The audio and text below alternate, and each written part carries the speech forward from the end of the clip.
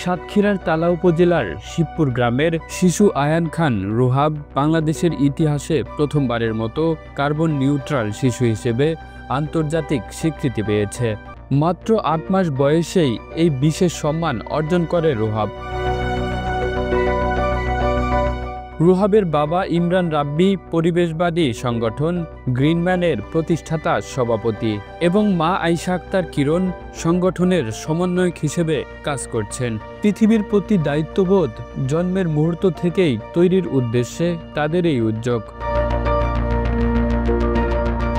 চলতি বছরের 10 ফেব্রুয়ারি রুহাবের জন্ম। তার জীবনব্যাপী সম্ভাব্য কার্বন নিঃসরণ অফসেট করতে সেপ্টেম্বর মাসে শিবপুর গ্রামে আমজাম, কাঁঠাল আমড়া, সুপারি ও নিমসহ মোট 580টি ফলজ ও বনজ গাছ রোপণ করেন তারা। এই ব্যতিক্রমী উদ্যোগের স্বীকৃতি দিয়েছে international centre for climate change and development. সংগঠনটির গ্লানজয়ী প্রকল্প ঢাকা প্ল্যান্টার্সের আয়োজিত এক অনুষ্ঠানে রুহাবকে আনুষ্ঠানিকভাবে বাংলাদেশের প্রথম কার্বন নিউট্রাল শিশু হিসেবে সার্টিফিকেট প্রদান করা হয়।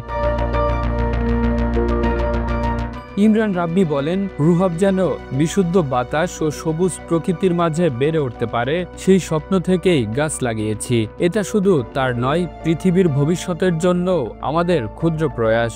মা আয়েশা আক্তার বলেন, আমরা রুহাবের জন্য গাছ লাগিয়েছি, কিন্তু এর উপকার পাবে সব শিশুই। নতুন সন্তান জন্মালে পরিবারগুলো চাইলে এমন উদ্যোগ নিতে পারে। পরিবেশ বান্ধব এই কার্যক্রম স্থানীয়ভাবে ব্যাপক প্রশংসা কুড়িয়েছে এবং দেশের টেকসই উন্নয়ন ও জলবায়ু অভিযোজন প্রয়াস নতুন দৃষ্টান্ত হিসেবে বিবেচিত হচ্ছে। যে কার্বন নিউট্রাল কনসেপ্টটাই বাংলাদেশে অনেকটা নতুন, যে এই জিনিসটা আসলে কি। তো সেই জায়গাতে আমরা রুহাব হওয়ার পরে প্রাথমিক আলোচনা করি যে রুহাবকে যদি কার্বন নিউট্রাল করা হয় তো কেমন হয়, কিন্তু সেই জায়গাতে অনেক কনফিউশন ছিল, চ্যালেঞ্জ ছিল। বাংলাদেশে ওইভাবে প্রপার কোনো ডাটা ছিল না বা নাই। তো সেই জায়গাতে আমরা পরবর্তীতে যখন আইক্যাডের সুধা আপার সাথে আলাপ করি, তখন উনি আইক্যাডের যে ফেলো টিম আছে, ঢাকা প্ল্যান্টার্সের টিম আছে, তারা আমাদেরকে সহযোগিতা করে যে কিভাবে এই প্রপার ডাটাটা বের করা যায়, এবং সেই অনুযায়ী পরবর্তীতে আমরা বৃক্ষগুলো রোপণ করি। এবং এই জায়গাতে রুহাবের দাদা দাদিও অনেক বেশি অনুপ্রাণিত করে, বা ওর নানা নানি যারা রয়েছেন ওনারাও অনেক বেশি খুশি। আমরা তাদের জায়গাতেও অনেক বৃক্ষরোপণ করেছি।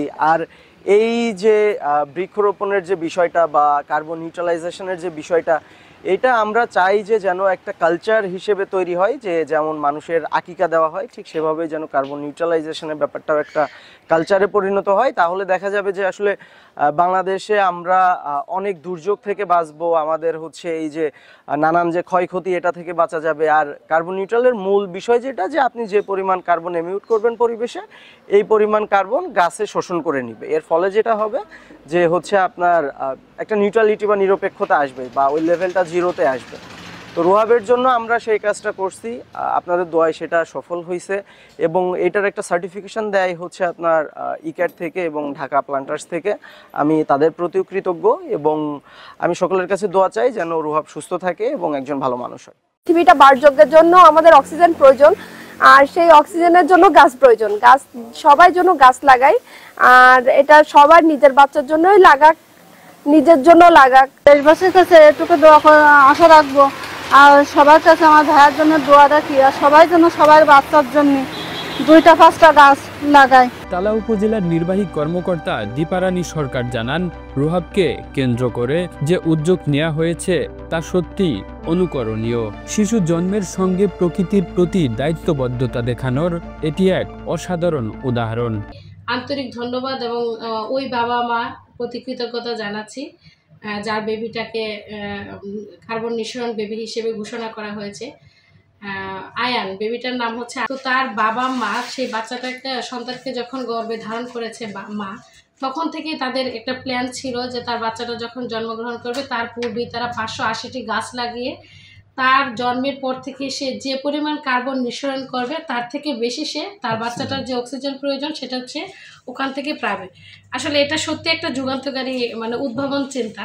তো আমরা চাই তার যে এই চিন্তাটা সেটা সম্পূর্ণ বাংলাদেশে, এই যান্ত্রিক যুগে সম্পূর্ণ বাংলাদেশে যদি আমরা এটা প্রচার করতে পারি, তাহলে আমাদের বৈশ্বিক পরিবর্তনের ক্ষেত্রে পরিবেশগত যে বিষয়গুলো আছে সেটা অনেকটা কিন্তু আমরা মুক্তি পাবো, আর আমরা একটা সুস্থ সুন্দর পরিবেশে আমাদের অক্সিজেন গ্রহণ করতে পারবো। Kamrul Islam, Asian television.